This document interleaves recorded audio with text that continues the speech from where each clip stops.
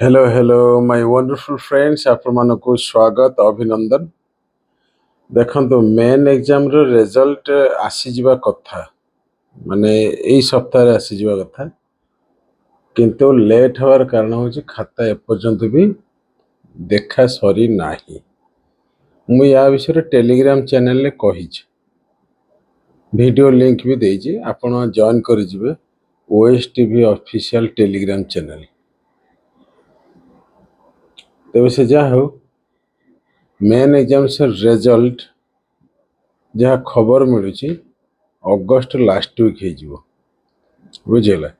जो माने प्रथम थर पर मेन देइचंदी बहुत संख्या मेसेज करथुल जे मेन एग्जाम माने जो हिसाब रे हवा कथा आपण सेमती देई पारि नांती बा सब क्वेश्चन करि पार नांती।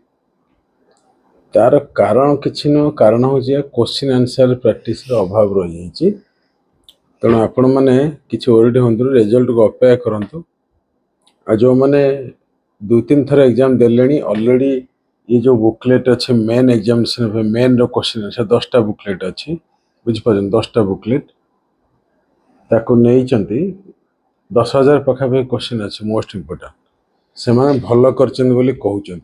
आ किछि पिला परीक्षा 15 दिन आगर नहीं चंद त तांटे असुविधा है कारण एको कंप्लीट करे पे मिनिमम तो मासे दरकार ना। तेणु ओरिड होंतुनी जहाँ ही होप फॉर द बेस्ट। आ मेन एग्जाम पाई मु आपन गोटे कथा कहूची मेन एग्जाम पाई दुईटा कथा करू।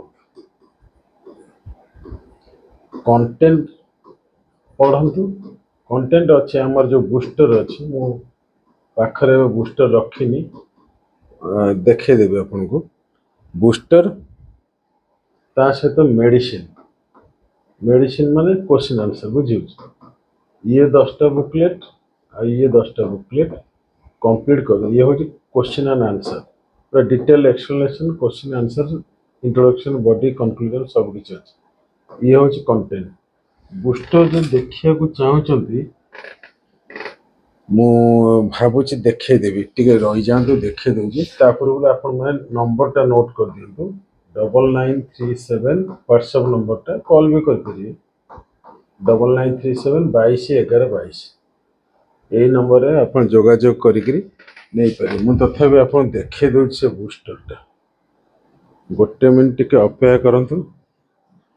बूस्टर टा होची कंटेंट आ मेडिसिन टा होची क्वेश्चन आंसर बुझियो। एटा आपण देखन बूस्टर बुझियो ये भी 10टा बुकलेट अछि से जा हो आपण माने बूस्टर पढ़ी देबे कंटेंट बूस्टर रो कंटेंट सब पढ़ी देबे बुझियो। बूस्टर कंटेंट पढ़ी देबे एटा मेन रो बूस्टर प्लस क्वेश्चन आंसर कर देबे काम हो गेला आ किछ दरकार नहीं बुझियो। तो रिजल्ट आसी जाओ किछि भी असुविधा अछि मेन पई अपन स्टार्ट करियो। आ जो मन नुआ प्रिपेयर होचंती देखंदो कहूची मो एक्सपीरियंस रो प्रीलिम तो क्लियर हो जिवो बुझियला प्रीलिम क्लियर हो जिवो किंतु मेन रे ना आंसर राइटिंग यदि न करूचंती आंसर राइटिंग यदि न करियो सब सरी जिवो कारण प्रीलिम क्लियर करिवे अपन इंजेक्शन जो क्वेश्चन आंसर नै जन प्रीलिम क्लियर हो जिवो इंजेक्शन किंतु मेन रे आंसर राइटिंग यदि न होला सब सरी जिवो।